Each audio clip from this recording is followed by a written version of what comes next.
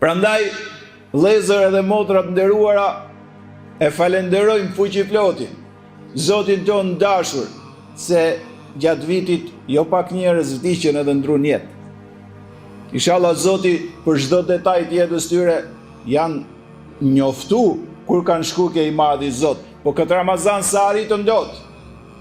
Nga ajo informacioni i përgjithshëm që kemi është që shqiptarët goxha janë agjirueshëm këtë vit, për shpirtin e vet e kanë.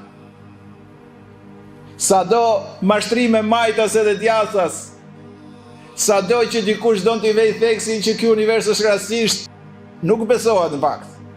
Dhe prandaj njerëzit duke e dash veten e vet dhe shpirtin e vet, dhe duke e ditë që kush don këtë botë mund t'i tradhtojë përveç madhit Zot, dhe duke e ditë që nëse ka një të mirë, ai quhet i madhi Zot që na dha jetën, dhe nëse ka i të mirë është vetëm ai që na mbuloi me të mirat e tij dhe na krijoi mbarqet e nënave.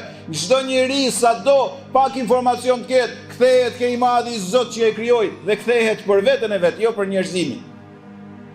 Se kush i do të mirën vetes, lidhet me Zotin e gjithësisë, lidhet me muajin e Ramazanit, futet në ibadete dhe në vepra shumë të mëdha dhe të rëndësishme.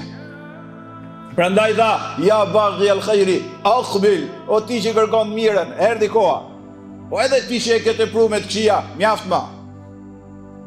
Mos i bon ato të këqija që ke bëu jashtë Ramazanit, me i bon Ramazan se është gjinav i madh shumë. Dhe ke humb në fakt gjëra shumë të mëdha. Çfarë ke humb?